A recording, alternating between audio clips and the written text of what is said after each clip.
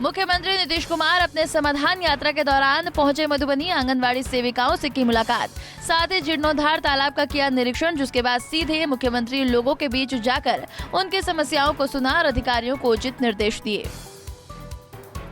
बक्सर में मुआवजे के लिए उग्र हुए किसान, चौथा पावर प्लांट पर पुलिस गाड़ी में किसानों ने लगाई आग। दरअसल बगैर मुआवजा फसल लगे खेतों में रेल कॉरिडोर और पाइप लाइन बिछाने के कार्य में किसान विरोध कर रहे हैं, जिसके कारण किसानों को पुलिस के आक्रामक रवैये का सामना भी करना पड़ा। बिहार में हो रही जातिगत जनगणना पर रोक लगाने के लिए दायर याचिका पर सुनवाई करने के लिए सुप्रीम कोर्ट तैयार हो गई है।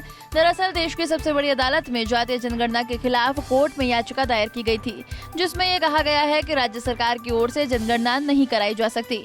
ये केंद्र सरकार के अधिकार क्षेत्र में आता है। अब इस मामले में सुप्रीम कोर्ट 20 जनवरी को करेगी सुनवाई। बिहार में शराबबंदी कानून की उड़ी धज्जियां, समस्तीपुर कॉन्ट्रैक्ट परिसर में मिली शराब की खाली बोतलें, अधिकारियों में मचा हड़कंप। तो वहीं इस मामले में उत्पाद अधीक्षक शैलेंद्र कुमार चौधरी ने कहा कि बोतलें देखने में काफी पुरानी लग रही हैं, फिर भी हम इसकी जांच कर कार्रवाई करेंगे। मुंगेर के धरहरा के जंगलों में एक लकड़हारे को मिले स्लॉथ बियर के 2 नवजात शावक, जिसके बाद डीएफओ गौरव ओझा के निर्देश पर रेंजर की टीम ने लकड़हारे से दोनों शावकों को रेस्क्यू किया और अब उन्हें पटना जू में भेजने की तैयारी की जा रही है। सुधाकर सिंह पर महागठबंधन में घमासान, उपेंद्र कुशवाहा बोले तेजस्वी कितना करेंगे बर्दाश्त, अब तक कार्रवाई क्यों नहीं। संक्रांति बीतने का लोग इंतजार करते हैं, तो उतना इंतजार आप लोग भी कीजिए ना, क्यों हड़बड़ी। विधायक बढ़ते जा रहे हैं, विधायक दूसरे विधायक मंडल बोल रहे हैं, खुश हो गए हैं। हमने देखा है उनका बयान भी, लेकिन कुल मिला जुला करके विधायक बोल रहे हैं, तो जिस पार्टी से आते हैं माननीय विधायक जी, उस पार्टी को देखना चाहिए। इस तरह का बयान कहीं से उचित नहीं है। उचित क्या, पार्टी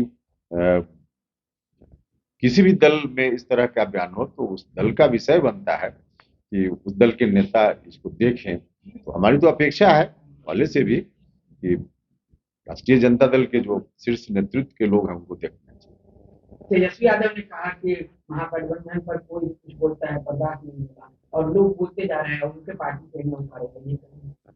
इसका अर्थ तो हमसे ज्यादा आप ही लोग लगा सकते हैं कि इसका क्या मतलब हुआ।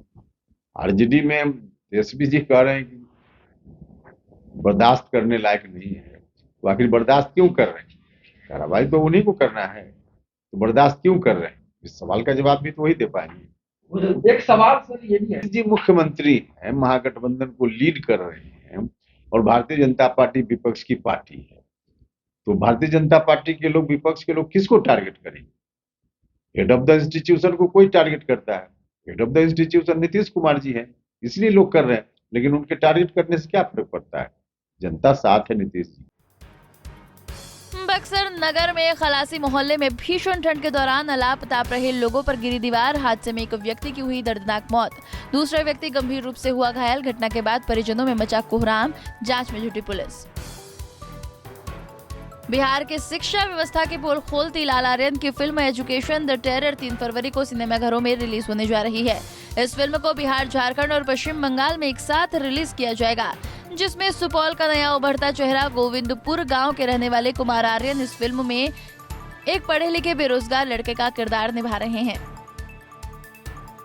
पूर्णिया में निगरानी विभाग के कृत्यानंद नगर अंचल कार्यालय के राजस्व कर्मचारी अवधेश कुमार गुप्ता को 35,000 घूस लेते किया गया गिरफ्तार। जमीन का मोटेशन के लिए कर्मचारी ने की थी 35,000 रुपए की मांग। दिल्ली हाट के तर्ज पर मधुबनी के झंझारपुर NH57 के किनारे बनाया गया मिथिला हॉट। इस हॉट में कुल 50 दुकानें हैं। इसके अलावा यहाँ लोगों के लिए कैफेटेरिया की भी सुविधा उपलब्ध है। नए साल में हुई मुख्यमंत्री हेमंत सोरेन की पहली कैबिनेट की बैठक में 31 प्रस्तावों पर लगी मुहर। इनमें से सबसे महत्वपूर्ण राज्य के वित्त रहित 33 संस्कृत विद्यालयों और 46 मदरसों की अनुदान राशि को बढ़ाकर दोगुना किया गया, यानी कि वित्तीय वर्ष 2022-23 के ही अनुदान राशि दोगुना मिलेगा। तो वहीं श्रमिक के पार्थिव शरीर को पैतृक निवास लाने के लिए मुआवजा राशि बढ़ा दी गई। कैश कांड में आरोपी तीनों कांग्रेसी विधायकों को ईडी ने भेजा समन, पूछताछ के लिए बुलाया कार्यालय। तो वहीं विधायक राजेश कश्यप ने कहा कि मैं पूछताछ में सहयोग करने के लिए ईडी कार्यालय जाऊंगा। गढ़वा जिले में तेंदुए का काउंटडाउन शुरू। शूटर शफत अली खान को जहरी के जंगलों में रात में दिखा तेंदुआ और जंगली सुअर, लेकिन स्पेशल सर्च लाइट के बढ़ते ही तेंदुआ जंगल की ओर भाग गया। हालांकि अब शूटर आफत अली खान के द्वारा जल्द ही आदमखोर तेंदुए को रात में ही पकड़ने की उम्मीद जताई जा रही है। अपने 1 दिवसीय दौरे पर श्रम मंत्री सत्यानंद भोक्ता पहुंचे टंडवा, जहां पर उन्होंने लाभुकों के बीच किया कंबल का वितरण। इस दौरान मंत्री ने कहा कि परियोजनाओं और आउटसोर्सिंग के पदों पर होगी 75% स्थानीय लोगों की सहभागिता। गिरिडीह जिले के पारसनाथ में आदिवासी समाज के लोगों ने जन आक्रोश रैली निकाली। इस दौरान समाज के लोगों ने केंद्र और राज्य सरकार के खिलाफ जमकर नारेबाजी की। आदिवासी मूलवासी समाज के लोगों का कहना है कि पारसनाथ पर्वत पर सिर्फ जैनियों का अधिकार नहीं है, वहां आदिवासी के देवता मरंग बुरु का भी स्थल है।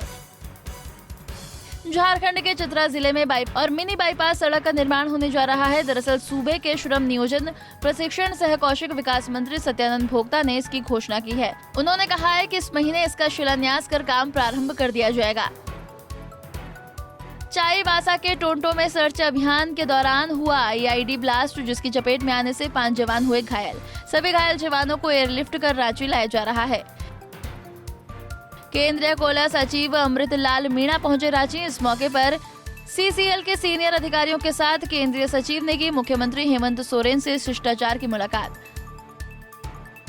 दुमका में प्रवृत्ति के पर्व सोहराय में हुई शुरुआत। सोहराय आदिवासियों के सबसे बड़े समूह संथालों का महापर्व है। इस पर्व को लेकर संथाल समुदाय के लोगों में हर्ष और उल्लास का माहौल देखा जा रहा है। 5 दिनों तक चलने वाले सोहराय पर्व के दौरान इस समय संथाल परगना में जगह जगह पर आपको बांसुरी की स्वर लहरियां सुनाई पड़ेंगी और मांदर की थाप पर थिरकते संथालों की टोलियां नजर आएंगी।